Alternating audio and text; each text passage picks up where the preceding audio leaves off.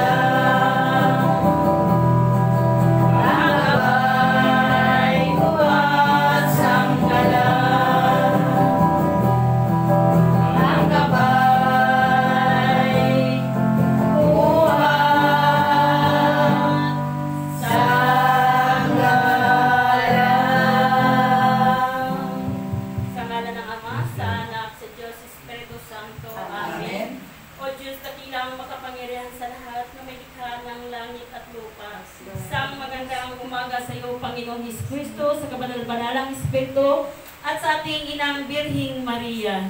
Pinupuri, inulhati at pinasalamatan ka namin sa iyong kabutihan, Panginoon. Bilang pinili mo sa bunto ng karamihan, marapati na tawagin ka namin na Panginoon. Hindi lahat na tumatawag na Panginoon ay makarating sa inyong kalangitan, kundi yan lamang sumusunod sa kalooban sa iyong langit. Maraming salamat sa mga biyaya at pagpapala at sa hiram na buhay na patuloy minugtong sa oras na ito. Salamat, Panginoon, sa kalakasan ko. Maraming salamat po sa mga biyaya, higit sa lahat, Panginoon, sa aming mahal sa buhay. Kaligtasan po ang ipagkaloob mo sa kanilang Panginoon. Lahat po dito narito, Panginoon, i-bless mo sila, Panginoon.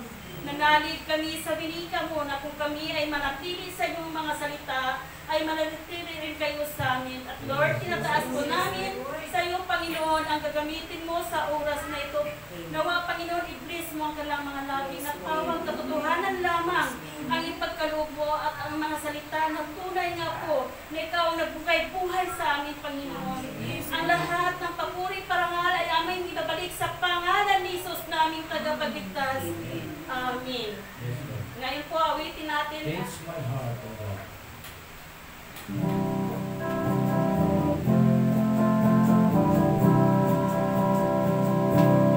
Change my heart, O God. Make it ever true. Change my heart, O God. May I be like you. Change my heart. Change my heart, O God. Make it ever true. Change my heart, O God. May I be like you. You are the Father. You are the Father. I am the clay. Mold me and make me. This is what I pray. Change my heart. Change my heart, oh God. Make it ever true. Change my heart, oh God. May I be like you. You are the Father. You are the Father. I am the clay. Mold me and make me. This is what I pray. Change my heart. Change my heart, oh God. Make it ever true. Change my heart, oh God. May I be like you. May I be like you. May I be like you. May I be like you. Luwalhati sama sa Anak at sa Espiritu Santo. Kapana sa unang-una, ngayon at pakailanman, magpa sa walang hanggan siya nawa. Luwalhati sama sa Anak at sa Espiritu Santo. Kapana sa unang-una, ngayon at pakailanman, magpa sa walang hanggan siya nawa. Sa isang tinig. Luwalhati sama sa Anak at sa Espiritu Santo. Kapala sa unang-una, ngayon, magpakailanman, magpasa walang hanggan siya nawa. Sa pangalan ng Ama, sa Anak, sa Diyos, Espiritu Santo. Amen. Amen. Ngayon po, tawagin natin para sa gospel po si Sister Chilin.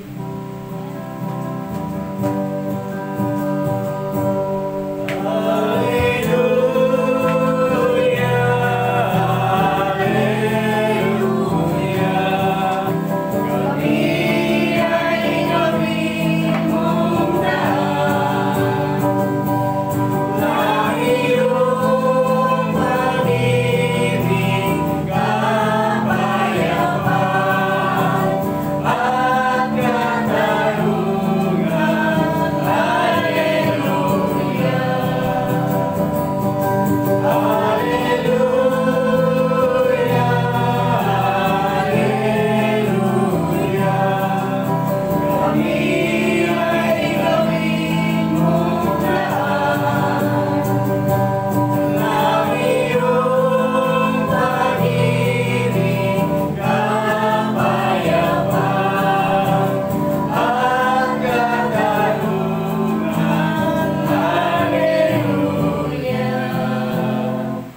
Sumainyo ang gabay at kapayapaan ng ating Panginoon. Amen. Ang mabuting balita ayon kay San Mateo. Papuri sa iyo, Panginoon.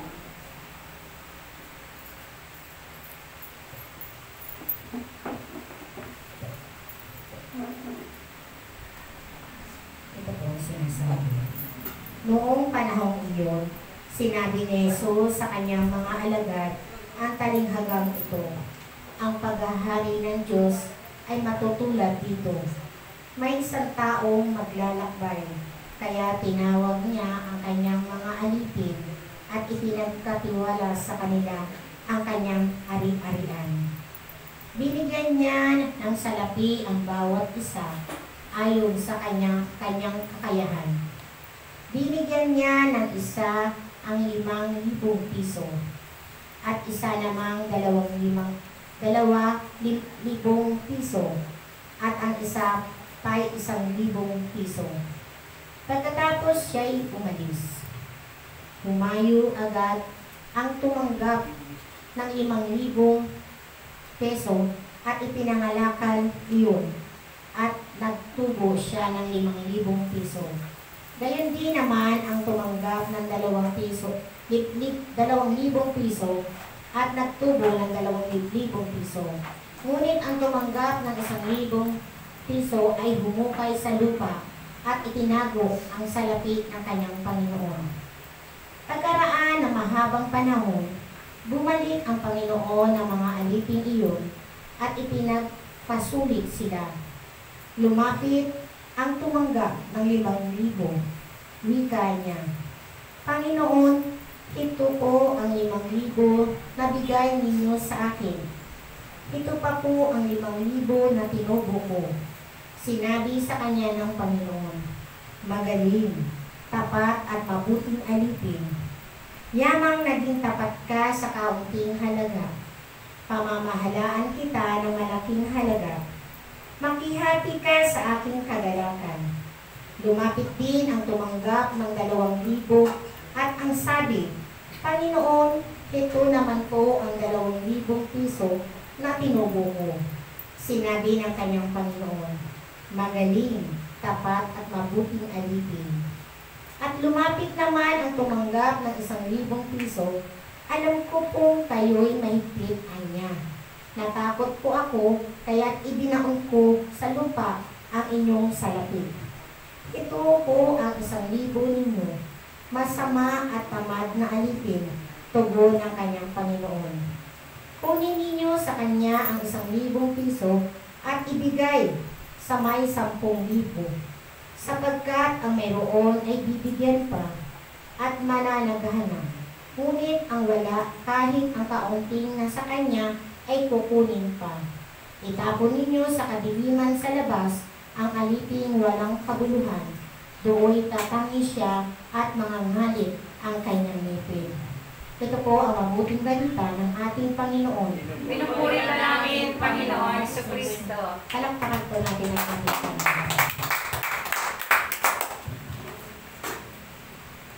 Ay sa mapagpalang umaga po sa ating Diyos na buhay, sa kabanal-banalang Espiritu, sa iyo Mama Mary, at sa ating lahat po na naririto po, isang mapagpalang umaga po sa ating lahat. Palakpakan po natin ang ating Panginoon. Ganun din po sa lahat ng mga nagsusubaybay at tumatangkilik sa ating gawain, sa kanilang tahanan, nanonood, naka-live. Isang mapagpalang umaga po, malayo man o malapit man, isang mapagpalang umaga po sa inyong lahat. Yun nga po, no, ito po ang sinasabi ng ating Panginoon na mayroon siyang 3 alipin, no? Mayroon siyang binigyan ng 1,500. Diba? Sabi nga ng Panginoon, bibigyan kita, pamahalaan kita ng 5,000 at gawin mo itong kalakihin, no? Ginawa ng ating Panginoon, ng isang alipin na binigyan ng 5,000, ginawa niya, pinamili niya, no? Para lumago ang kanyang pera, no? Pero gayon, gano'n din po yung isa, 2,000. Binalik niya sa ating Panginoon 2,000 rin, no? Para may tumubo din po. Pero yung isang alipin na talagang natakot siya kasi siyempre natakot siya na gamitin niya yung malian na pera na 1,000. Ginawa niya, ibinaon niya, no? Binaon niya sa lupa para hindi magastos.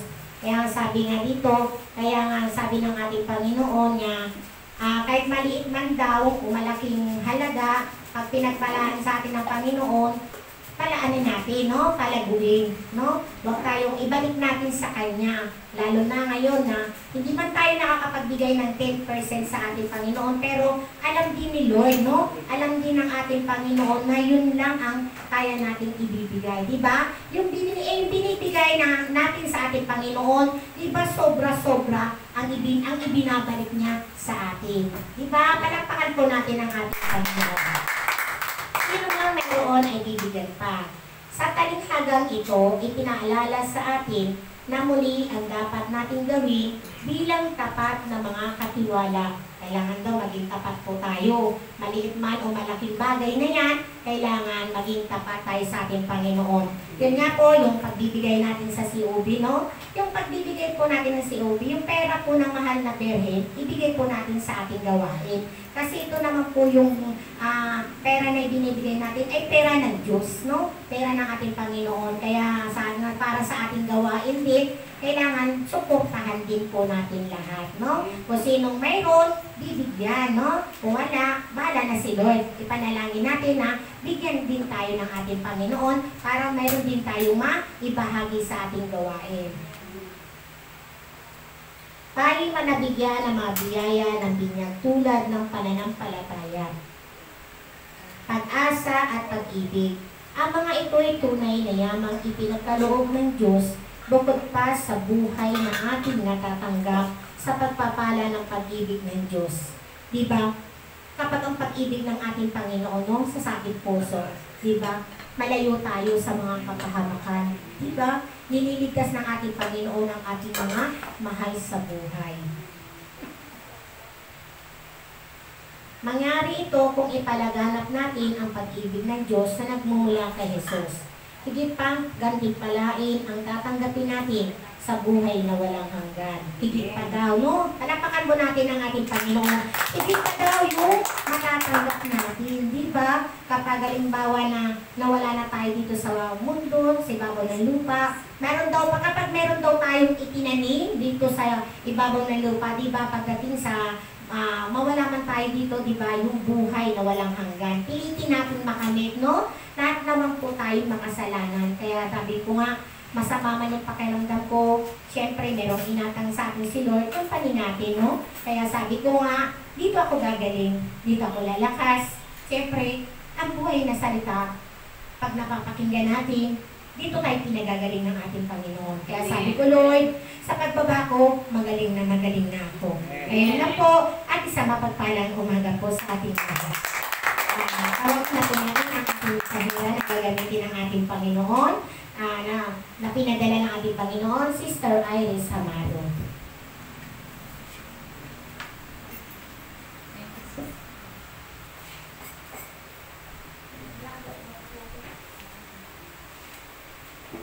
Awitin po natin ang Holy Spirit.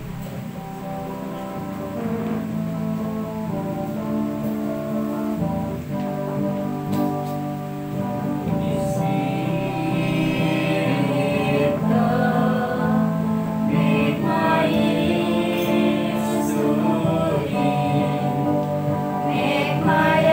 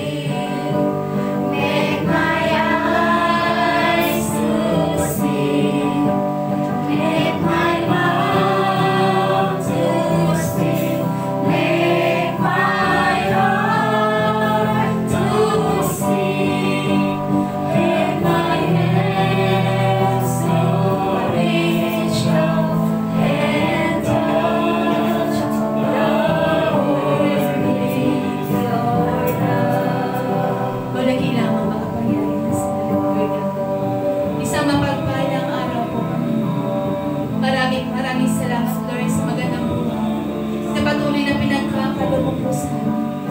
Maraming salamat sa aming kalakasan, Panginoon. Maraming salamat, Lord God, dahil tinawag mo po kami sa punto ng karamihan upang magbabahagi ng mabuti balita para sa kaligtasan. Maraming salamat, Panginoon, sa iyong dakilang pag-ibig, habag at awa na patuloy na pinagkakalo mo sa amin. Maraming salamat sa kaliwanagang sa iyong presensya na patuloy na aming natatanggap araw-araw, Panginoon. Ibinabalik namin sa iyo, Lord God, ang papuri pasasalamat sa spiritual katotohanan. Lord God, nandito kami humingi sa ng kapatawaran. Patawarin mo kami sa aming mga kasalanan. Linisin mo kami, Panginoon. Hugasan mo po kami tuwa-tubig na bubulok sa nagigiras. Patawarin mo ako, Lord God, at patuloy po humingi sa habag at awa sa mga oras sa ito, Panginoon. Lord God, bigyan mo po ako ng karunungan at kalakasan, Lord, sapagkat ako po'y walang alam, Panginoon. Ako po'y mangmang, Lord God, sa iyo lamang ako umaasa, Lord God.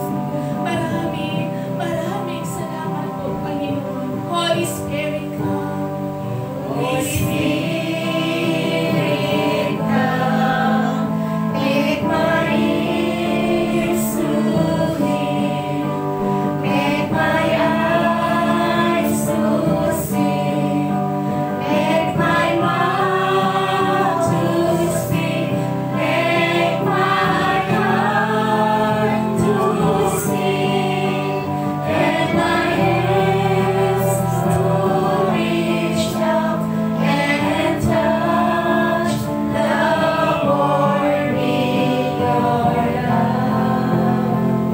Luwalhati sama sa anak sa Espiritu Santo. Para sa unang-una ngayon, magpakailanman, magpasawalang hanggan. Shalom. Luwalhati sama sa anak sa Espiritu Santo. Para sa unang-una ngayon, magpakailanman, magpasawalang hanggan. Shalom. Sa nagkakaisang tinig, Luwalhati sama sa anak sa Espiritu Santo. Kaparanan sa unang-una ngayon, magpakailanman, magpasawalang hanggan. Shalom.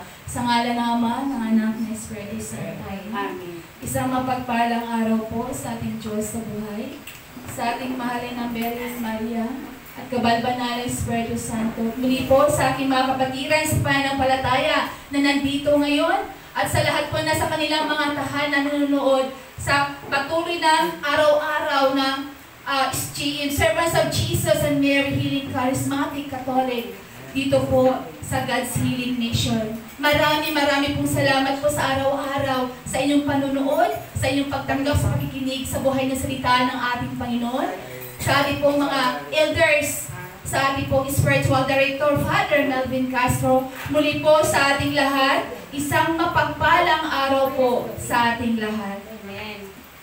Sa ating pong mabuting balita na ating pong nababasa sa Banal na Ebanghelyo sa araw na ito, mga kapatid, nanyayayahan tayo sa ating Panginoon na sa bawat mga biyaya na ating natatanggap ay patuloy lamang ibabalik natin ang pagpupuri pasasalamat sa ating Panginoon. Hindi lamang bubuhay na ating natatanggap, mga kapatid, kundi natatanggap din po natin ang ating kayamanan. Ang kayamanan na dapat natin ipagyaman, mga kapatid ko, sa pananampalataya. Ang mga magandang awit na meron tayo, no? Ang mga talento na meron tayo, mga kapatid, na patuloy natin itong ibabahagi sa ating kapwa. Yan po ang maganda na mga biyaya na binabahagi sa atin nating Panginoon Jesucristo. Kung meron man tayong mga biyayang natatanggap, mga kapatid ko, maliit man yan, ay dapat nating pagyamanin. Amen? Purihin natin at pagapakan po natin ang ating Panginoong Diyos sa buhay. Ang ating pong topic sa araw na to, faith, hope, and love of Jesus. No? Mamumuhay ayon sa pananampalataya at pag-ibig, pag-asa sa ating Panginoon. Na mahalaga po sa atin ang ating preparasyon tungkol sa pananampalataya sa Diyos to defend our knowledge in the Christian faith. Ngunit ang sabi nga ni St. Paul VI, na yung mga tao ngayon hindi na kailangan ng tagapagturo, kundi kailangan din po nila ng saksi, the witnesses. We confess of the people of the beauty of faith, mga kapatid ko, sa pamamagitan ng ating patuloy na pagpapangaral ng mabuting balita para sa ating Panginoon. Yan po ang buhay sa isang mananampalataya. siya po ay nagbabago after he or she encounter of Jesus. Lucas chapter 17, verse 5 to 6. Ito ang kanyang sinasabi.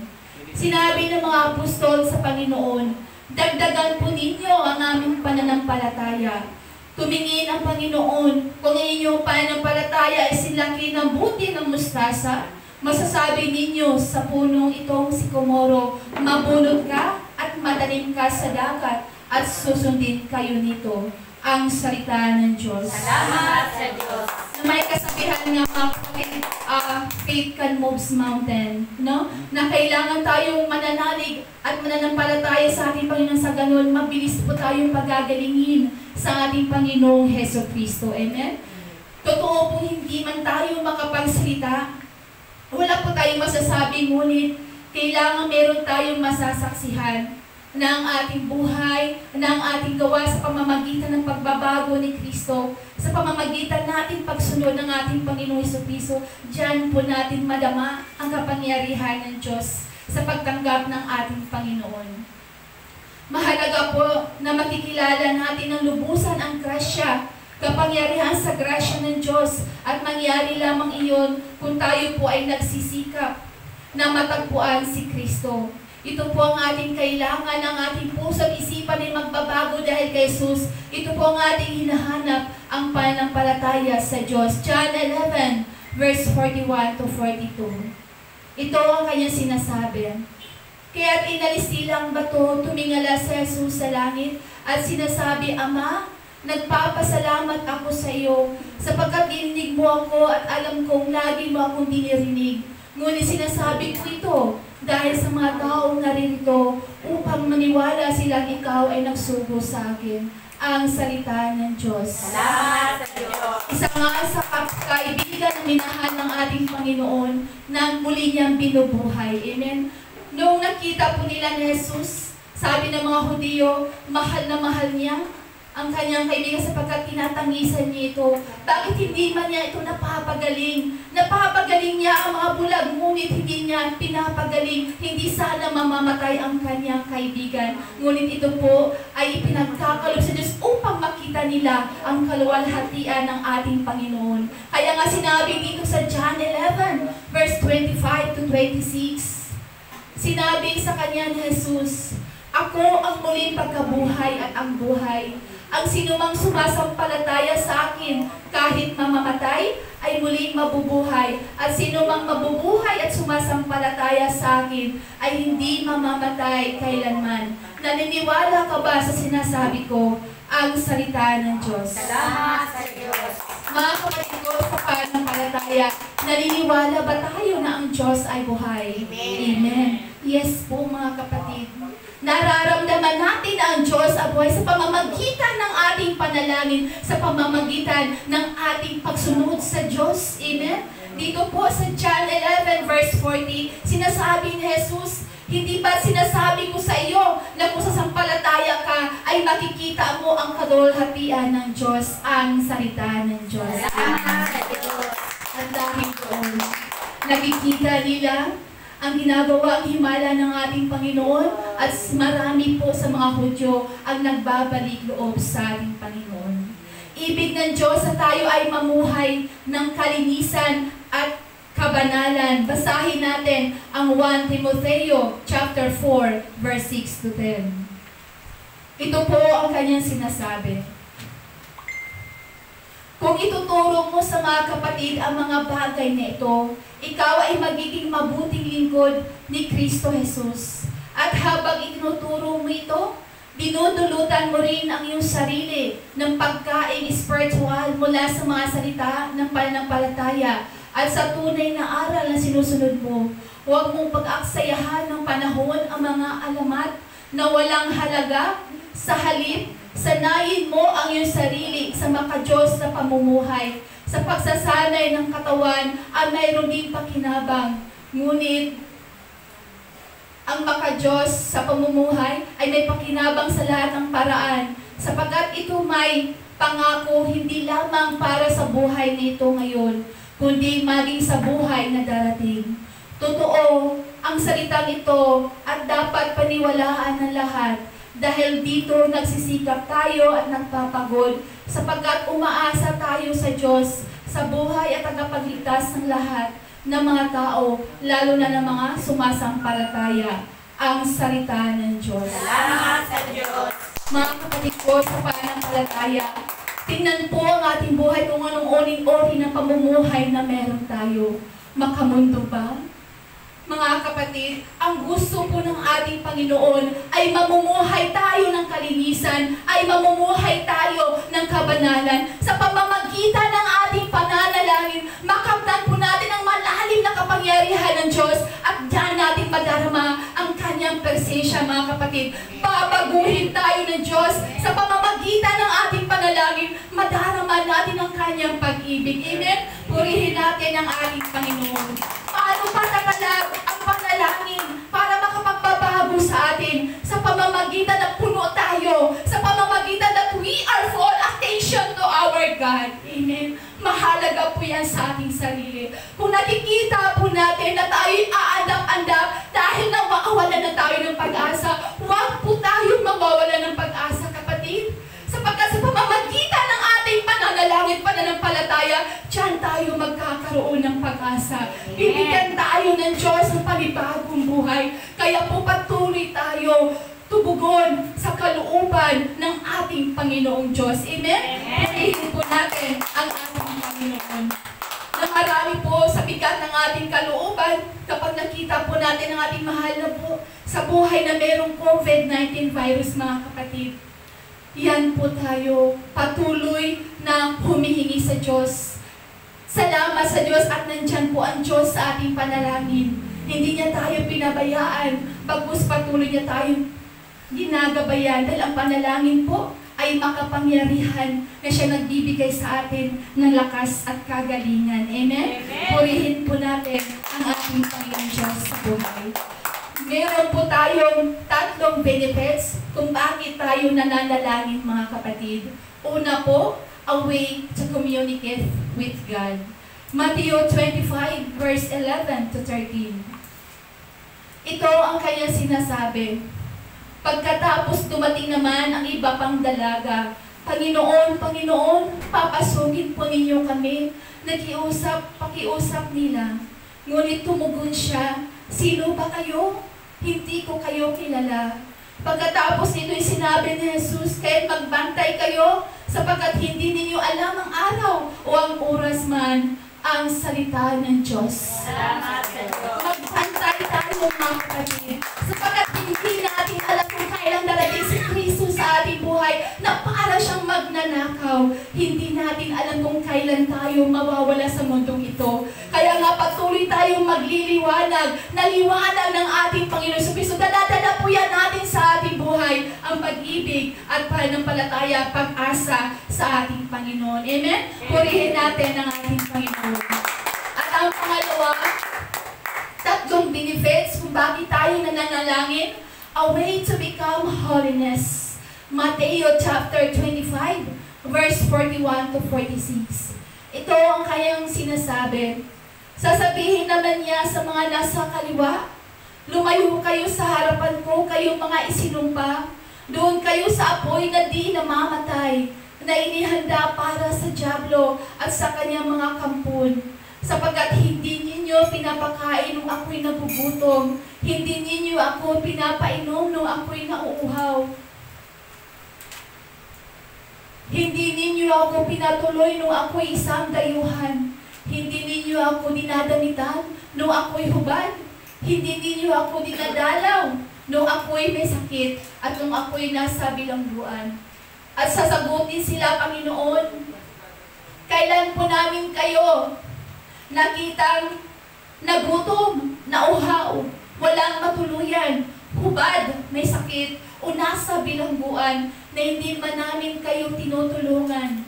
At sasabihin sa kanila ng hari, tandaan ninyo, nang pagkaitan ninyo ng tulong ang isa sa pinakahamak sa mga ito, ako ang inyong pinagkaitan.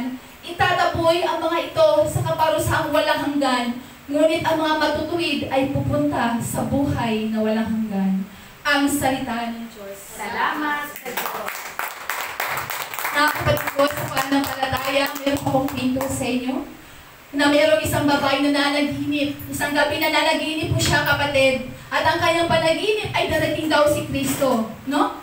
Darating ang Diyos. So, kinabukasan siya pa ay nagising na maaga. Alas 4 pa lamang na madaling araw, siya po ay nagising. Siya po ay naghahain ng breakfast, mga kapatid. Inaantay nga ang Diyos na dumating sa kanyang buhay.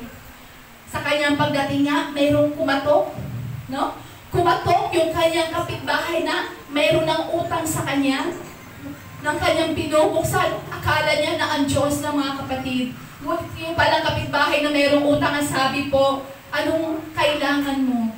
No? Ang sabi naman ng yung babae na umutang, kailangan ko po ng pera. Pautangin mo po ako para sa anak kong may karamdaman. No? Anong sabi niya? Wala akong pera. Kakautang mo lamang sa akin, namumutang ka na naman ulit.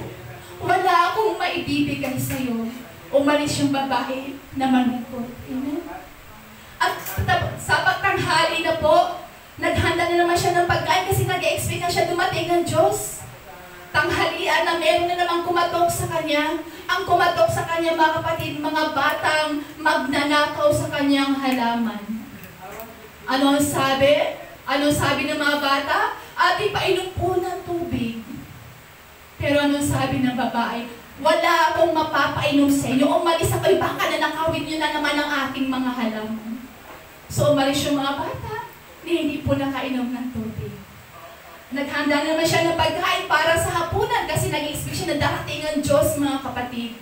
Meron na namang kumatok sa kanya, tahanan. At nakita niya sa kanyang pagbukas ang kanyang pamangkin, nag-aling sa presohan, na naprepreso dahil po siya ay adik. Sinabi niya, ate, pakainin mo po ako sapagkat ako'y nagugutom. Bakit nagpapakita ka pa sa akin? Ang sagot ng kanya ate, umalis ka na, wala akong maibibigay sa'yo. Nung nananaginip na naman siya ng isang gabi, ang tanong niya sa Diyos, akala ko ba, Panginoon, pupunta ka sa aming tahanan? Ngunit ano ang sagot ng Diyos? 3 beses ako pumunta sa iyong tahanan, ngunit tinaboy mo ako. Hindi mo ako pinapautan, hindi mo ako pinapainom, at hindi mo ako pinapakain. Mga kapatid ko sa pananampalataya, ito pa ibahagi sa ating buhay na pinapahamak natin ang pinakahamak ng mga tao. Yung mga tao na patuloy na tumutulong sa atin, humingi ng tulong. Yung mga taong nasa lansangan. Amen? Yung mga tao na handang lumapit sa atin upang tayo ay magliliwanag sa kanila na hindi naman lamang tayo makapagbigay. Amen? Purihin natin ang ating Panginoon. Sinabi ng ating Panginoon, kung ano ang ginagawa mo sa pinakahamak, yun din ang ginagawa mo sa akin. Amen? Palapakan po natin ang aking Panginoon. At ito din po ang pangatlo, mga kapatid, upang makamtan natin ang buhay na wala hanggan. Number 3, it is a key to God's kingdom. Kung nais natin na makamtan ang buhay na walang hanggan, mga kapatid, sundin natin ang utos ng ating Panginoon. Anong pinakamalagang utos ng ating Panginoon? Na ibigin mo ang Diyos sa buong mong puso, ng buong mong kaluluwa, ng buong mong pag-iisip, at ibigin mo ang iyong kapwa na gaya sa pag-ibig mo sa iyong sarili. Na sana ang pag-ibig natin sa ating kapwa. Amen? Palapakan po natin ang ating Panginoon. Naway mga kapatid na magliliwanag po tayo. Mamumuhay tayo na puno ng liwanag ng ating Panginoon. Basahin po natin ang Efeso 5, verse 7 to 10.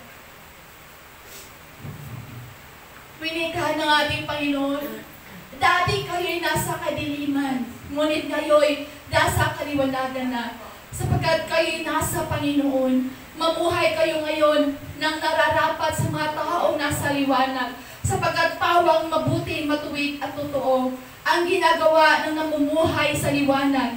Sikapin ninyong matutunan kung ano ang kalugod-lugod sa Panginoon, ang salita ng Diyos. Sikapin natin yan, na tayo ay mamumuhay ng liwanag sa ating Panginoon. Ang lampara po, mga kapatid ko, sa pananampalataya ay simbolo ng pag-asa. Ang liwanag po ay simbolo ng pananampalataya. At ang langis, mga kapatid ko, sa pananampalataya, ang simbolo ng pag-ibig. Mahalaga po sa atin ang langis, ang pag-ibig, na kung wala ang langis, wala tayong pag-ibig, wala din tayong pananampalataya sa ating Panginoon.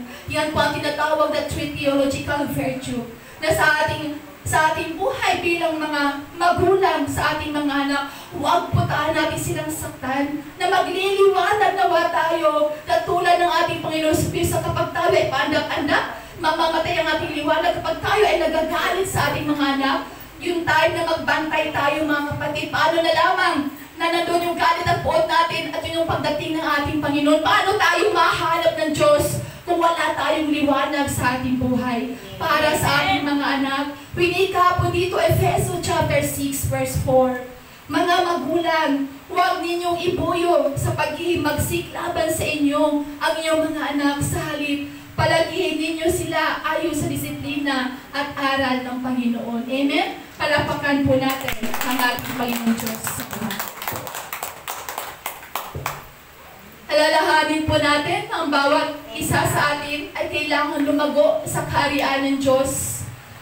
Ang ating pananampalataya, ang Ebanghelyo, dumating sa ating mga kapatiran, dumating sa bawat isa sa atin at nangangarap tayo ng kaligtasan, tunay na kalayaan at kapayapaan. Gawa chapter 13, verse 34 to 36. Ito ang kanyang sinasabi. At nagsasalita si Pedro, ngayon ko lubusang maunawaan na walang itinatangi ang Diyos. Nalulugod siya sa sinumang mga takot sa Kanya at gumawa ng matuwid. Kaya tagasaan mang bansa, ibinigay ng Diyos ang kanyang salita sa mga Israelita. Ipinabayag niya sa kanila ang magandang balita ng kapayapaan sa pamamagitan ni Jesucristo na siyang Panginoon ng lahat, ang salita ng Diyos. Ipinapahayag ni Jesucristo ang kanyang kadakilaan sa iba't ibang ibayo, mga kapatid, at atin itong natatanggap. Sa tuwing pala tayo ay mananalangin, no? Nandoon pala yung mga anghel sa kalangitan. Yung mga anghel sa kalangitan na ano man natin mga kahilingan, idaladala din po natin papunta sa Diyos, no? Isa sa babaeng nananalangin, na sabi po niya, Lord, gusto ko po na magiging matalino po ako. Gusto ko ng katalinuhan. So daladala ng anghel, pikpik ng anghel ang mga libro, ang mga aklat, mga kapatid, at dinadala niya ito sa Diyos. At isang namang babae nagsasabi, Lord, gusto ko ng kayamanan. Dala-dala naman ng anghel ang mga kayamanan. Ang isang babae na tumatagis at umiiyak sa kanyang pananalangin, mga kapatid, dala-dala ng anghel ang mabibigat, dahan-dahan ng binibitbit sapagkat ito ay laman, walang iba kundi luha. Ngunit ano ang pinili ng Diyos? Ano ang tinugon ng Diyos, mga kapatid? Yung pong isang anghel na may dala-dalang luha, mga kapatid, at yan po ang siniselebrate po natin kahapon, si Santa Monica. Naway katulad po tayo, inspirasyon natin bilang mga magulang, bilang isang ina, matyagang pananalangin, patuloy na may kababaang kalooban sa pagsunod ng ating Panginoong Jesucristo. Amen? Palapakan po natin ang ating Panginoon. Huwag natin isipin, mga kapatid, na naparito ang Diyos upang magdala ng kapayapaan kundi tabak. Winika po dito sa Mateo chapter 13 verse 34. Huwag ninyong isipin na parito ako upang magdala ng kapayapaan sa lupa. Na parito ako upang magdala ng tabak, hindi kapayapaan, ang salita ng Diyos. Salamat sa Diyos. Ang kapayapaan po ni Kristo, mga kapatid, ay hindi po kapayapaan sa mundo. Sinabi dito sa Mateo chapter 13 verse 37, ang umiibig sa kanyang ama o ina na higit sa akin ay hindi karapat-dapat sa akin. Ang umiibig sa kanyang anak na higit sa akin ay hindi karapat-dapat sa akin. Ang salita ng Diyos. Nangangahulugan pa lang, mga kapatid ko, sa pananampalataya na magkakaroon lamang tayo ng kapayapaan, na magkakaroon lamang tayo ng kaligayahan kapag inuuna natin ang Diyos. Kapag minahal natin ang Diyos, hindi ang ating mga magulang, hindi ang ating mga anak, makakamit natin ang kalayaan na walang iba, kundi ang kapayapaan, kaligtasan, tungo sa buhay na walang hanggan. Amen? Purihin natin ang ating Panginoong Jesucristo. Sino kayo? Isang tanong po sa ating sarili na katulad sa sa sinaunang kasama pa nila sa Jesucristo, hindi sila agad nagtitiwala, mga kapatid. Sino ako para sa inyo? Matthew chapter 16 verse 13 to 16. Ito ang kanyang sinasabi. Nang dumating si Jesus sa bayan ng Cesarea ng Filipos, tinanong niya ang kanyang mga alagad, sino raw ang anak ng tao ayon sa mga tao? At sumagot sila. Ang sabi po ng ilan, kayo si Juan na tagapagbautismo. Sabi po naman na iba, kayo si Elias. At may nagsabi pong kayo si Jeremias. O isa sa mga propeta. Tinanong ulit sila ni Jesus, ngunit para sa inyo. Sino ako? Sumagot sa Simon Pedro, kayo po ang Kristo, ang anak ng Diyos sa buhay, ang salita ng Diyos. Salamat sa Diyos. Mga kapatid, para pang ang tanong ng ating Panginoon sa Kristo ay mayroong diagnostic test. Na kapag tayo nga may mga exam nung tayo pa ay nag-aaral, di ba po? Nakasubsub tayo sa mga lessons, nag-aaral tayo ng mabuti, magkakaroon po tayo ng malaking score. No? Dito po, meron pong diagnostic test ang mga alagad. Kilala niyo ba ako? Sino ako para sa inyo? Ngunit yung mga alagad, sinasabi nila, ikaw ay si Elias. Ikaw ay si Juan na tagapagbautismo. So, ang sabi ng ating Panginoon, hindi niyo pa ako lubusang nakikilala. Kaya nga tumugon si Jesus sa kanyang mga alagad eh.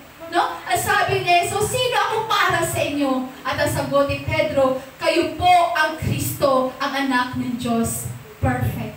No? Kung sa Olympics pa mga kapatid, makakatanggap po tayo ng gold medal. Perfect. Sapagkat nakikilala nila si Jesus, sapagkat pinagkakaluban po si Pedro ayon sa kalooban ng Diyos. Dito po sa ating buhay, kinikilala natin ang Diyos na winika nga ni isa sa mga Archbishop Fultoshen, na sa araw-araw nating buhay, makikilala natin ito si Kristo at pinakikilala natin ang Diyos, patuloy natin siyang ipapahayag at patuloy natin siyang nadadarama. Dito po mga kapatid ko sa pananampalataya, sa ating pong buhay, kapag tayo po ay nagpapatawad, kung si Kristo ay nagpapatawad din po tayo. No? Tuwing nakikilala natin si Kristo, nandoon na rin yan sa ating buhay. Sinasabuhay natin siya araw-araw. Gumagawa tayo ng kabutihan, mga kapatid. No? Sa tuwing tayo ay, kung si Kristo ay kumakalinga, tayo rin po ay kumakalinga. Basahin natin ang Zacarias chapter 1, verse 3. Ito ang kanyang sinasabi. Kaya sabihin mo sa kanilang ipinapasabi ni Yahweh na makapangyarihan sa lahat, manumbalik kayo sa akin at kakalingain ko kayo. Ang salita ng Diyos. Salamat sa Diyos. Nalino po mga kapatid ko sa pananampalataya. Kakalingain tayo ng ating Panginoon araw-araw. Kaya nga lumapit na tayo sa Kanya. Huwag na tayong magdadalawang isip ang mga kapatid. Magbabagong buhay na tayo sapagkat ang Diyos ay patuloy na tumutulong sa atin araw-araw. Amen? Purihin natin ang ating Panginoon. God really journey with me. Siya ang naglalakbay sa ating buhay araw-araw. Kasama po natin siya mga kapatid. Pinapalakas po natin ng Diyos ang ating pananampalataya at ating pananalig. Kaya huwag po tayong mawawala ng pag-asa. No, isa sa mga kaibigan na ito din po ang ating bitbitin na habang tayo ay uuwi, bitbitin natin no, kung sino si Kristo para sa ating buhay. Isa sa mga magkakaibigan mga kapatid, ang isang kaibigan po ay Muslim at ang isang kaibigan naman ay Kristiyano. Amen?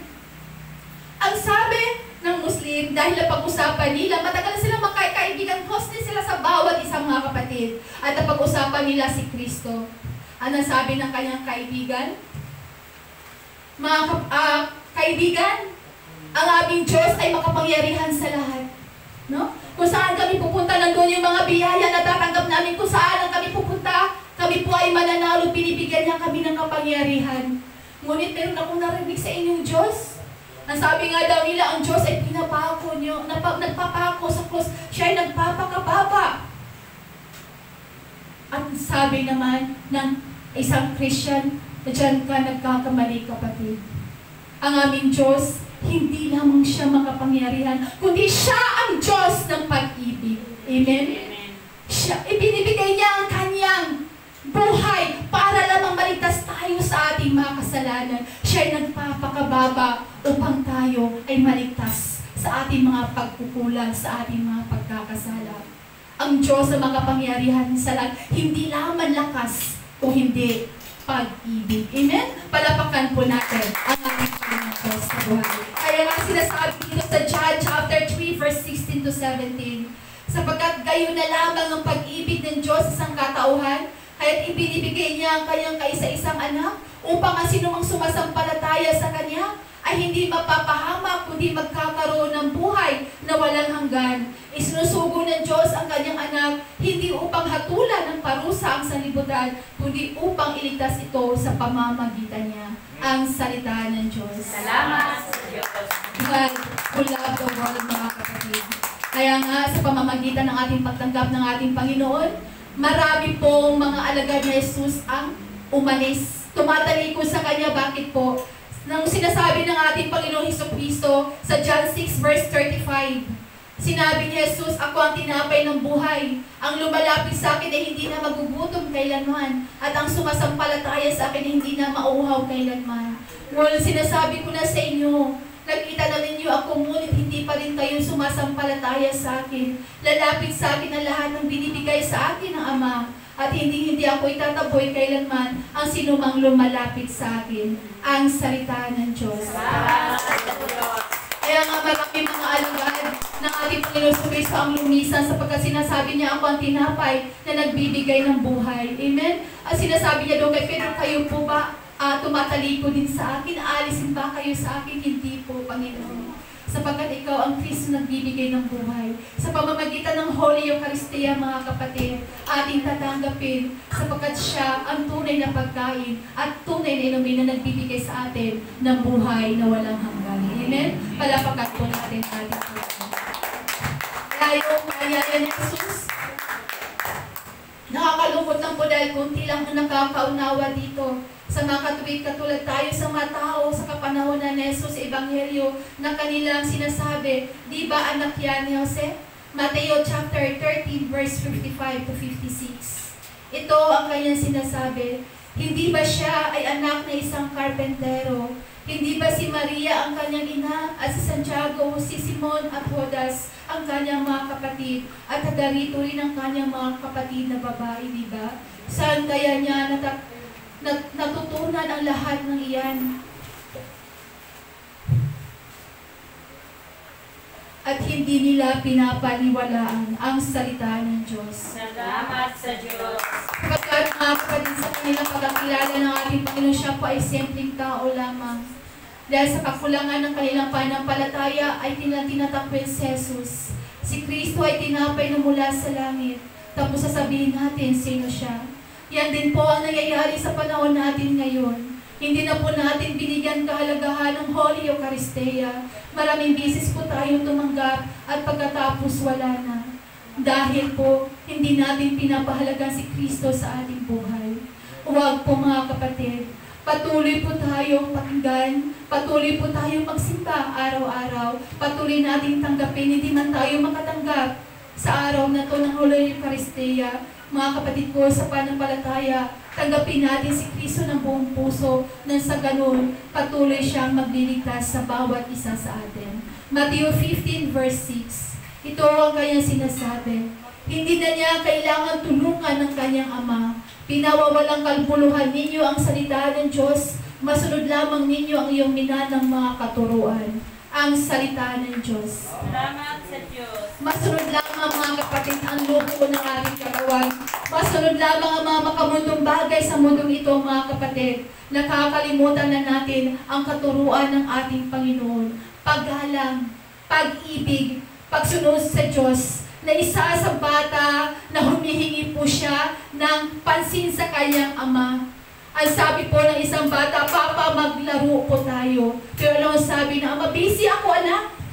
Siya po ay nag-home at work at home. Busy ako anak. Bakit busy ka, Papa? Kapag mayroon tayong pera. Bakit kailangan natin ng pera? Upang meron tayong pagkain. Pero hindi po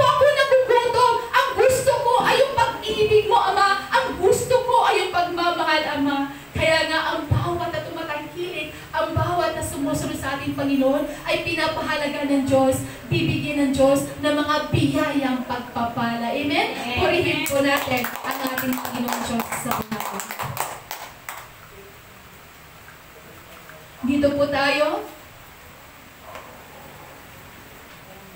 sa Mateo chapter 21, verse 23. Hindi lahat po ay maliligtas, winika po ng ating Panginoon. Hindi lahat na tumatawag sa akin, Panginoon, Panginoon, ay papasok sa karya na langit, kundi ang mga taong sumusunod sa kalooban ng aking Ama na nasa langit. Sa araw ng paghuhukom, marami ang nagsasabi sa akin, Panginoon, hindi po ba't sa iyong pangalan ay nangaral kami, nagpalaya sa mga demonyo at gumagawa ng mga himala, ngunit sasabihin ko sa kanila, hindi ko kayo kilala, lumayo kayo sa akin, kayo mga gumagawa ng kasamaan. Ang salita ng Diyos. Salamat sa Diyos. Yun po ang gagawin sa atin ng Diyos. Ano kaya ang awards natin?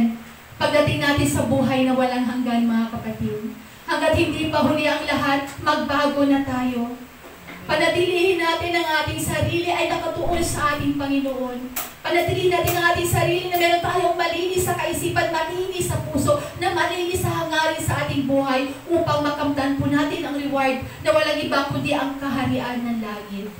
Kung noon po, sila Moises at ang mga Israelita natatakot kung dalhin ang nilang altar sa kaban at yan ang presensya ng Diyos na siya ay bababa sa pamamagitan ng ulap. Natakot po sila, ngunit ngayon ang Diyos ay nagpapakababa, nagpapakaliit, mga kapatid, at siya ay nagiging tinapay. Kung para sa ating baliwala lamang ito, ngunit ang Diyos ay patuloy siya nagpapakain sa atin, patuloy siya nagbibigay sa atin ng mga grasya araw-araw. Purihin natin ang ating Panginoon Diyos sa mundo. Lucas chapter 21 verse 25 to 28. Ito ang kanyang sinasabi. Magkakaroon ng mga palatandaan sa araw, sa buwan, at sa mga bituin sa lupa. Ang mga bansa ay nasisindak at malilito dahil sa ugong at mga daluyong ng dagat. Ang mga tao ay hinimatayan sa takot dahil sa pag-iisip sa mga kapahamakang darating sa sanlibutan, sapagkat mayayanig ang mga kapangyarihan sa langit. Sa panahon iyon, makikita nila ang anak ng taong dumarating na nasa alapaap at may kapangyarihan ng dakilang karangalan. Kapag nagsisimula ng maghari ang mga ito, tumayo kayo at tumingalas kayo, sapagkat malapit na ang pagliligtas sa inyo. Ang salita ng Diyos. Salamat sa Diyos. Yes, mga kapatid, pananampalataya. Umaasa po naman tayo, yung iba ay nag-aantay kung kailan ba darating ang Kristo. Yung iba naman ay natatakot wag ka munang dumating, Lord. Pero si Lord ay hindi po yan magsasabi. No? Para siyang magnanakaw, agad siyang lumapit sa atin. Agad niya tayong kukunin, mga kapatid. Kaya nga sa ating buhay, sinasabi ko po, puno tayo ng pag-ibig, puno po tayo ng liwanag, puno po tayo ng pananampalataya, sapagat ang Diyos ay may malalim na kapangyarihan upang patuloy niyang ibuhos sa bawat isa sa atin. Ilamang po at isang mapagpalang araw po sa ating lahat.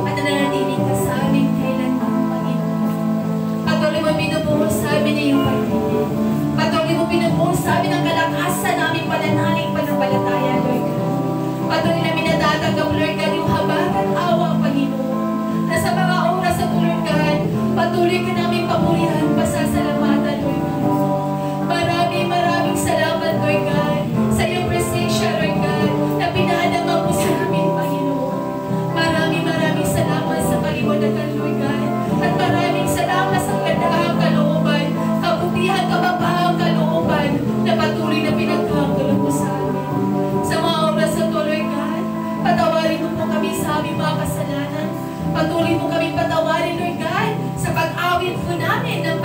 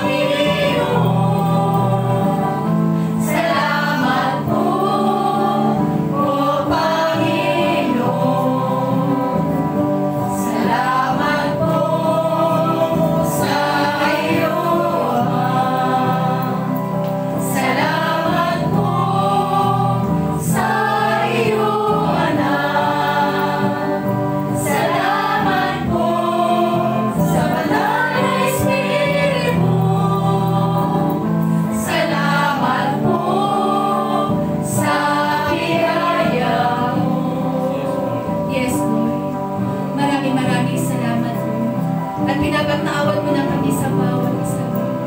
Maraming salamat, Lord. Inalis mo na ang aming mga puso, Panginoon. Inalis mo na po sa amin ang mga puso mapagmataas, Lord. Inalis mo na po sa amin, Panginoon, sa masasama na aming ugali, Lord God. At patuloy kami maninirahan sa iyong mga grasya at biyaya, Panginoon. Maraming salamat, Lord. Sa patuloy pa namin pagpupuri pa sa salamat sa iyo, Lord God. Pawitan ka namin. Glorify thy name, Father. I love you.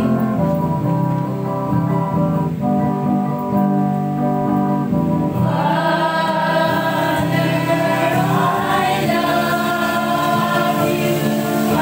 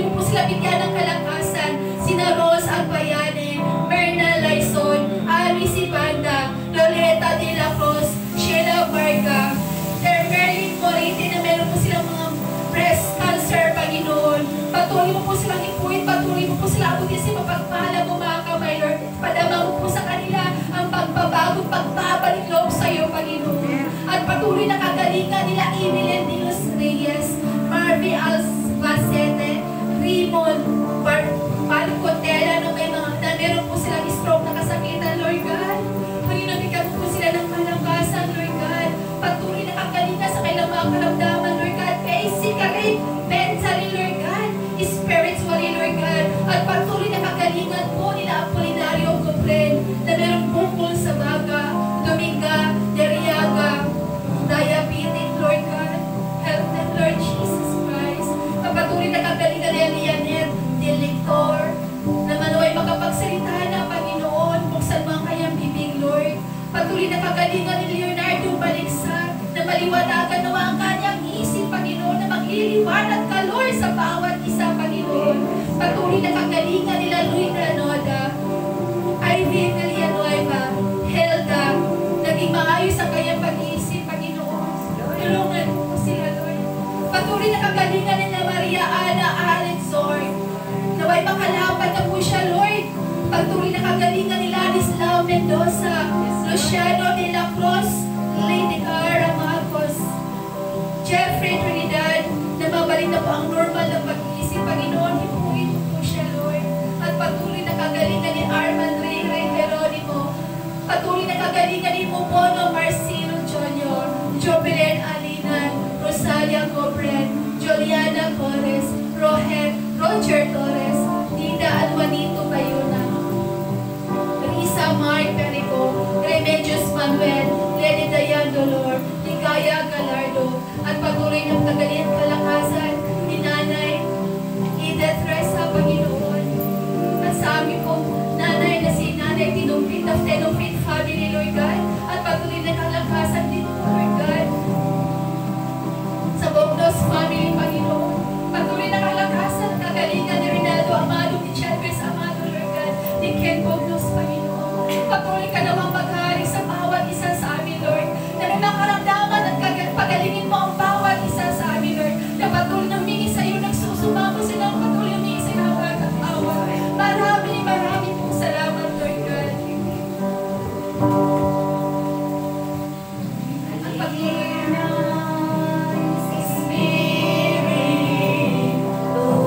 Santo,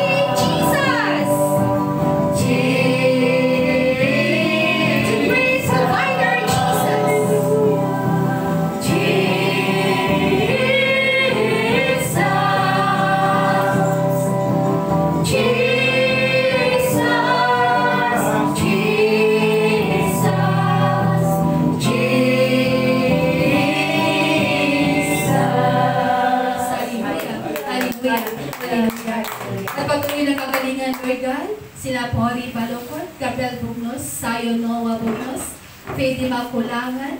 Panginoon, nawa Lord, patuloy ka po maghari sa bawat isa sa amin. Pagalingin mo po kami, Lord God. Maraming salamat, Lord, at para po sa mga kaluluwa, Lord God. Patawarin po ang kaluluwa sa lahat ng mga purgatorio, ang lahat ng mga kaluluwa na pumanaw na nila Tanya, ni Regia, Rosalino, Iloterio, Felipe, at ang kaluluwa din po, Lord God, ni Nilo, Lord, na Lord, patawarin mo po sila at huwag makamtan nila ang buhay na walang hanggan. Marami pong salamat, Panginoon. Ngayon po ilagay po natin ating kanang kamay sa ating ulo at ang kaliwang kamay sa bahagi nating karamdaman. Tayo ay manalig sa ating Panginoon. Ito po ay kamay ng Diyos na buhay. Awitin po natin. Hail you, Lord.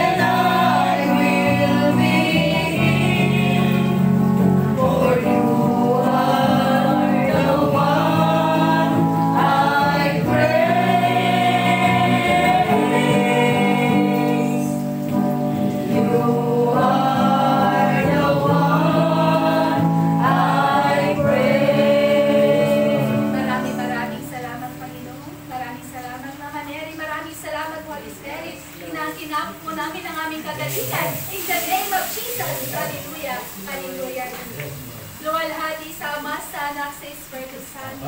Para sa unang kaharian, magkailanman, magpasa walang hanggan siya nawa. Lord God, nandito po ang aming munting alay. Panginoon, hindi man tumapot ikasampung bahagi. Panginoon, huwag ibalik mo po sa amin ito siksik-liklik at umakaw pa ng mga biyaya.